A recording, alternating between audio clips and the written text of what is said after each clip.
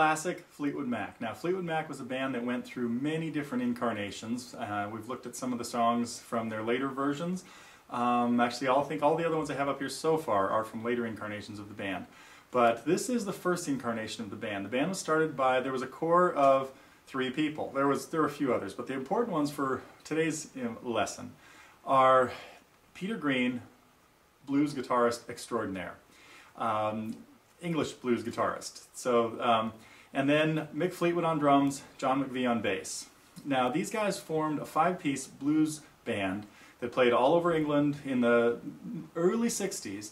By about 65, I think, I haven't done much research into this, but this is just all from shooting from the bad memory.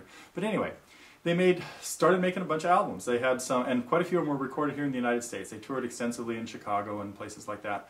But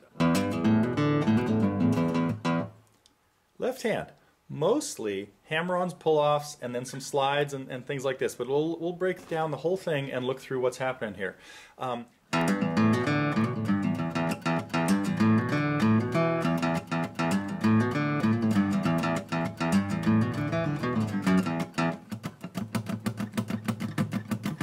This is what the right hand does.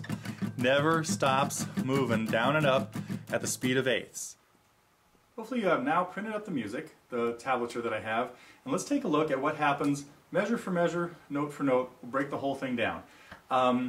Fingering, again, we have hammer-ons and pull-offs. We looked at how they work in the left hand close-up. The right hand has to keep up this steady motion. If a note is on a down, if it's on a beat, it's a down. If it's on an and, it's an up. So that's 2 things that just have to happen. And we're going to play this really slowly, especially when we get to the metronome part of it, because you have to be able to play this song really cleanly before you worry about even getting it up to speed. It's very fast. And again, there are a lot of guitars in here, so we're kind of looking at the way we could play this with one guitar. So sometimes I'm playing octaves of notes, as we talked about in the left hand, rather than just what the real guitar would be doing, playing one note.